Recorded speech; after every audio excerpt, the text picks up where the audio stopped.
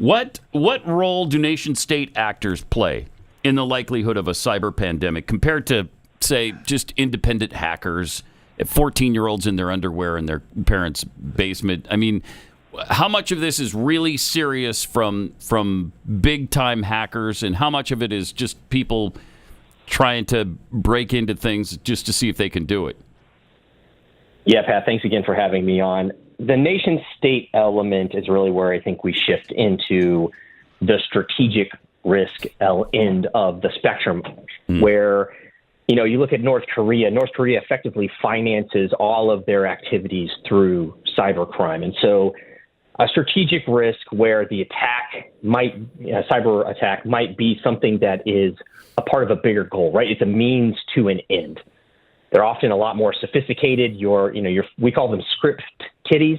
So the kid who's on the internet finds something, he downloads it, he just tries it out, doesn't know what he's really doing, technically speaking. Probably knows what he's doing activity-wise, but not really too much of a threat in terms of the broad cascading effects. But the nation-state actor, they tend to be very sophisticated, coordinated. They are financed. They are operating under local legal cover, so maybe illegal what they're doing in the United States or according to international treaty. But if you're in certain jurisdictions around the world where the rule of law is not as it is here in America, they kind of operate with impunity. And then really kind of the hard part is cost of attribution and response. So let's say that we do identify that a nation-state actor is executing a cyber attack that results in this cyber pandemic. Well, if you've identified it's a nation state, well, now you're talking nation state to nation state responses. Well, what does that sound like, right? That sounds like conflict. And so war. It's very difficult it's very difficult. It's very difficult when you get that level because they're very persistent. They're very willing. They're coordinated, and it just gets hard to, the kid in the basement, FBI knocks on the door, mom and dad, he's grounded for a month. When it's adversaries around the world, you don't exactly get to just show up and say, stop doing that.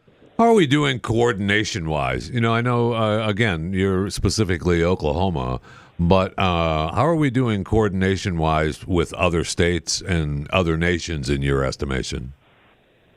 Well, see, I think this is one of the great things about a generation of industry professionals now working together is that we recognize we need to coordinate, as you say. I think the problem is who we're coordinating with. So here in the state of Oklahoma, local municipalities, county governments, state agencies, and authorities, we all have the same interests. We all want to make sure that Oklahoma is protected and secure. That's very easy. One legal framework that we're working under, it's all Oklahoma law, all U.S. law. The resources question, that's always something that you can work with. But when you start talking about, Oklahoma to other states, the United States to other states, those organizational elements start to break down a little bit. So it's kind of a function, unfortunately, of like everything else with coordination is, can you get the right people in the room, identify common interests, unite around a single legal framework, regulatory framework. Do you see that happening? And are we all? I think there are people who are trying, and I will hope them the best. How hard is it to identify whether it's a nation state or not? And how do you prove that? Can you prove it pretty conclusively?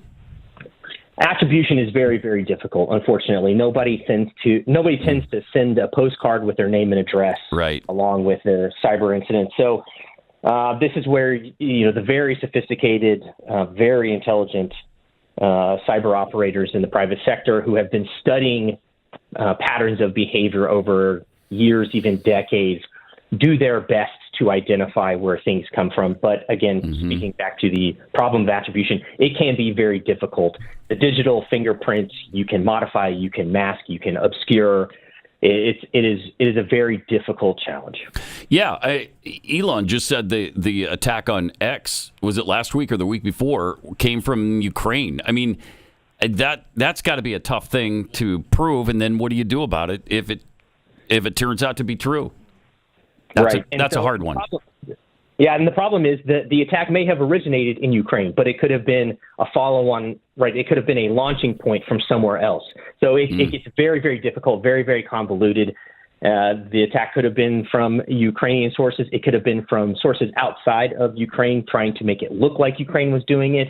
It could have been Ukrainian, a Ukrainian element using external things to then hack themselves. Right? It gets very little sticky and conspiracy. A little sticky, and then of course, if that leads to war, that's another sort of sticky issue there.